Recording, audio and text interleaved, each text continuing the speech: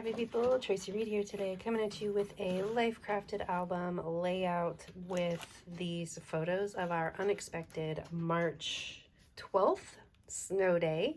This is a photo I took through my bedroom window as the sun was coming up, so it's like the sun rising with this beautiful snow, and then my kids went out and played in it because of course, and so we've got these photos too. And so what I'm actually going to do today is I'm actually pulling from my stash. So I was looking through my stash of wintry stuff and I found some old stickers that I want to use and a bunch of snowflake themed sequins and things, and then I just pulled out these gold foil labels because they match this gold foil that I think I'm going to use.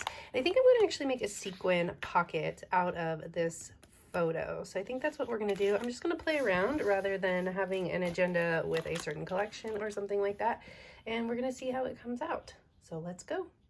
Alright, so the first thing I did was trim down that large photo so that it would fit into a Life Crafted page protector with enough room at the top that I could use the fuse tool to seal it, because I'm going to be adding in some of these sequins and glitter to this page. Now I don't seal it right now because I am going to have to add in something to the back side of it so that it's not like blank on the back side, but once I add in whatever's going to go on the back side, whatever my next layout is, I will seal it with the fuse tool so that none of this glitter and snowflakes escape. So I use that Happy Snow Day from the American Crafts sticker sheet, and I end up just putting in those snowflakes for the moment. I am going to use some of that glitter as well, but I'm going to put that in towards the end. So I pulled out my Cocoa Daisy stash from all of the papers that I've kept that I never used, and I do end up using more Cocoa Daisy than I had intended because I end up using more patterns than I had intended. I intended to keep this really simple, but I decided that I didn't want both of those photos showing at once. I wanted to make this sort of interactive so that A, it was more interesting, and B, I just didn't like how much room both of those photos took up if they weren't stacked together. So what I'm going to do is I'm going to create a flip up with this paper for the photo, and I'm going to make it as large, like as wide as the main photo underneath there so that it covers it up completely. And then I have to have something for the inside, so I'm going to have this old Cocoa Daisy card that says current mood, and I want it to just like sit on top of the photo so that the photo is peeking out a little bit. So because I have that, I'm creating a hinge with cardstock, but because I have all that extra room so that the photo peeks out at the bottom, what I'm going to do is I'm going to create another paper piece, I guess, for the inside here that's going to cover up that hinge and cover up that backside of that paper. And so what I'm going to do is I'm going to put this down first so that I know how big the paper needs to be. All right. And then I'm going to choose a paper, and I'm going to go with this one, actually the other side of this one. And I'm going to get out my scoreboard, and I'm going to score at exactly where it needs to fold to match the fold in the hinge. So I kind of just eyeballed it and scored it there. And now I can put this down on top of that hinge so that it folds with it perfectly. And I'm just going to scoot the edge of it underneath the photo underneath the photo at the bottom. There we go. So I'll just pull that photo up, scooch it underneath, and now I've got a covered up hinge and a place where I can embellish right there at the bottom. So I realize that I'm a little bit low for some of this video. I apologize in advance. I'm just setting stickers down, using up the sticker sheet to the point where I can throw the rest away. Do you have sticker sheets in your stash where you just have like random stickers, not like a lot, but enough that you don't want to throw them away?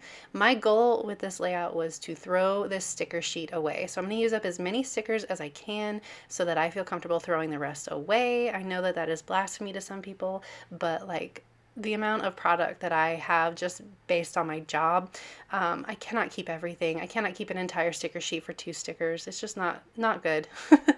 I can't be a hoarder like that. So that's what my goal is to get rid of this sticker sheet. So I am adding in all these cute little stickers here and there. And I actually think that these stickers go pretty well with the Cocoa Daisy line. I mean, obviously they're a bit different colors, but I like adding in that pop of color, especially since the Cocoa Daisy line is so blue and the photo on the right is so blue as well. I like adding in these pops of red and green to sort of break that up. So I'm going to add the date on this label. And then I'll add my journaling to the inside off camera. But the last thing that I'm going to do before I do that is I'm going to add in some stamping. I pulled out the stamp set that goes with these Cocoa Daisy papers. It has some snowflakes on it. So I'm going to add snowflakes to both the inside and the outside of the page flap. I really like the way that the dark blue from Catherine Pooler matches and yet really anchors this layout. There's a lot of really light colors that overwhelm this layout. So this navy blue really brought the whole thing together and anchored the page in a way that made it like not just like this light blue like floating away, which is sometimes a problem when you use a bunch of light colors. So I'm going to use the smaller snowflake as well in a couple places. I thought it was funny that it didn't stamp there. I didn't pay attention enough, but I decided not to risk it and just let it go. I'm going to add it here and here in a couple places, and then I'm actually going to add in a word stamp to these clusters too. I don't know why I keep hesitating down here. Probably because I want to do it off of the page and I need to put something underneath there so I don't stamp on my desk. That's definitely what it was. So I'm going to do that. Pull a scrap piece of paper. There we go. Okay, so then I'm going to do one more stamp, which is Magic from the same set. And I'm actually going to do it in each of these clusters so that they are all together and they all match the same. Perfect. All right. We're getting close to done here. I need to add in the, oh, yes, the last thing. So I have this whole big mess of paper clips from over the years that I never ever use. And I thought, well, if we're going to do a stash busting layout, let's use a paper clip. So I'm going to use it as like the place where you hold your hand to flip this page up. It's an arrow, so it works out great. And that is it for this video. Yes.